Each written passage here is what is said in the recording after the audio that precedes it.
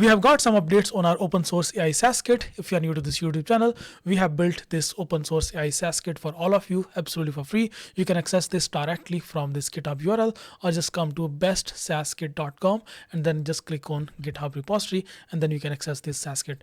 We are actually replicating this SaaS kit, which is currently being sold for $299 but original price is $648. So we are trying to replicate that entire SaaS kit absolutely for free and with much more features. So if you ever wanted to launch a SaaS product, so this one SaaS kit can actually take care of each and everything that you ever needed in your SaaS project. We need to say thanks to Aryan VBW. He has built this entire API management for our SaaS kit.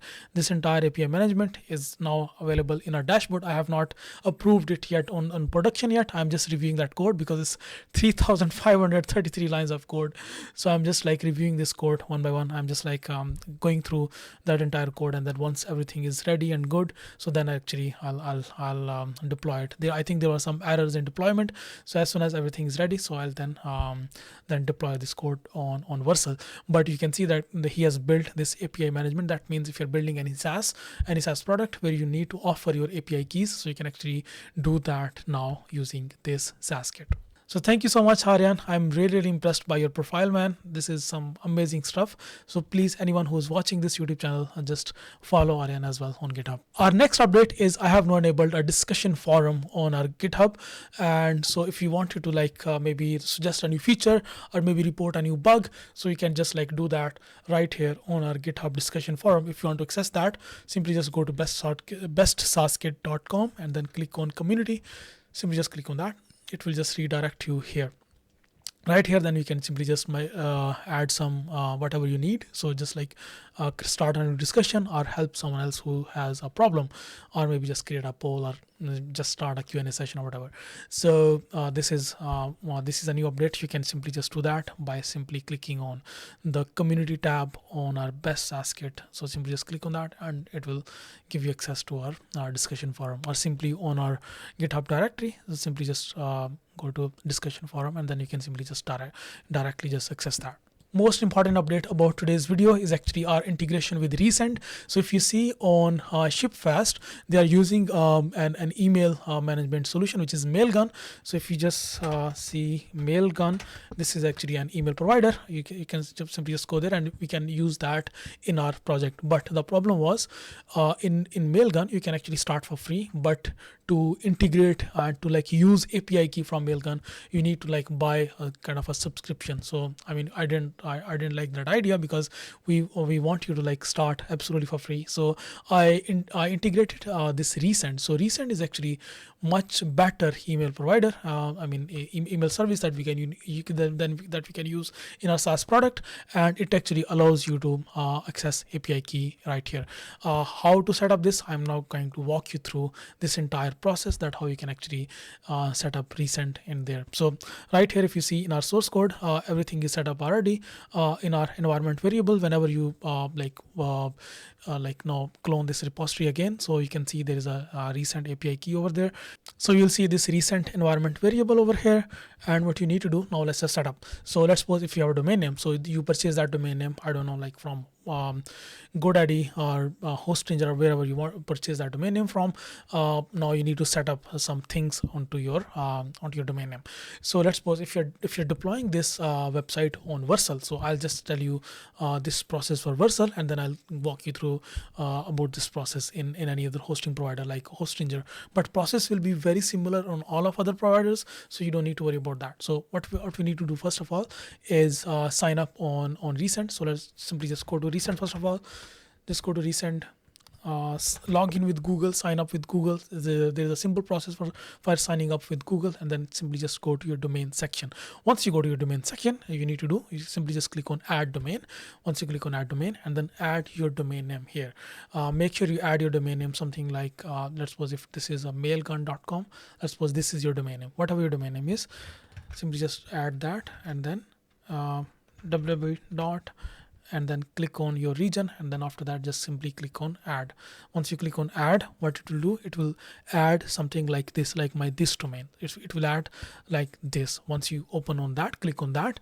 Next step is now to add these records on your domain side. So we can only add these records if we have connected this domain name to a hosting provider. So let's suppose if you have a domain name on Hostinger or maybe on any other domain name provider. So now you need to connect your domain name to a hosting provider. In this case, we have connected this domain name on Vercel. In this case, Vercel is our hosting provider. So what you need to do, you need to go to your Vercel account. So simply just go to Vercel. Simply just go to Resend.com and then simply log in. If you haven't logged in, just log in. And then if you haven't deployed a project, deploy your project there simply by clicking on add project, and then it will synchronize all of your GitHub repositories, and then choose your GitHub repository, import that, and then your project will be imported and deployed inside Vercel. Now what you need to do, simply just go to domains section. Make sure you are in this tab, your name and then your project, and then click on domains tab. As soon as you click on domains tab, this is where it will show all of your domain names. Simply just click on your domain name that you want to use, and then after that what you need to do, you'll end up here. So right here, what you need to do, you can simply just copy your recent details that Resend actually asked you to add to your domain name, which is here. So it is saying you to like add this mx, and then type is mx. So simply just go to your domain in here, and then choose a type which is mx. Where is that? Here it is, mx type. And then next thing is you need to add your value. So your value is this. Simply just add that here, and then add your priority. So your priority is 10. Simply just add your priority, and that's it. Then once you do that, just make sure that you add all of these 4 records as well inside your domain tab. Add these one by one. Next one is actually text record. So just click on text, add value, and add priority, and then just simply just click on record. That's it. That's the only thing that you need to do. Once you are done with adding all of these 4 records over here, simply just click on verify DNS, and it will be verified. This is how it will look like after verification. It will verify everything for you, and then now your configuration is done. Next thing that you need to do, you need to simply just create an API key. Simply just go to API key tab inside your Resend.com, and then click on create API key, and that's it. I mean, just choose a name for your API key. It will be valid for all of your domains. Click on add, and then simply just copy your API key, and then paste that API key over here inside your environment variables. Just paste that API key over here, and that's it. So simply that's the only thing that you need to do to make your Resend API key active. You don't need to pay anything for Resend. I think if you just go to pricing of Resend, so this is free to start, $0 per month, up until 3,000 emails per month. That means you can send up to like 3,000 transactional emails, welcome emails, onboarding emails to your customers, subscription renewal emails, maybe any update on your project, whatever there is. You can send up to 3,000 emails per month. There is a per day limit, which is 100 emails per day. You can just like send up to 100 emails, which is I think more than enough. If you have like a beginner startup where you have maybe 10, 20, 30 maybe customers, still you won't need to pay anything for emails. So that's the reason why we chose to go with Resend other than Mailgun, because in Mailgun there is $0 per month, but you cannot use actually their API key until like then after that you have to like pay for that, and then there are some other restrictions. So that's why I thought Resend is actually a better option and more efficient option for our project. So that's why we're going with Resend. So that's done. Once you have done that, next step is just like simply just integrate everything, and now you can add any like email logics, whatever you want to add, just add that. Let's just go back to our, let's suppose, discussion forum on our. So once again, thank you so much, Aryan, for this amazing functionality. I'm still reviewing that. Once I review review everything, then I'll actually try to fix the deployment issues. I think there were deployment errors. Once we do that, and then I'll actually push all of the changings.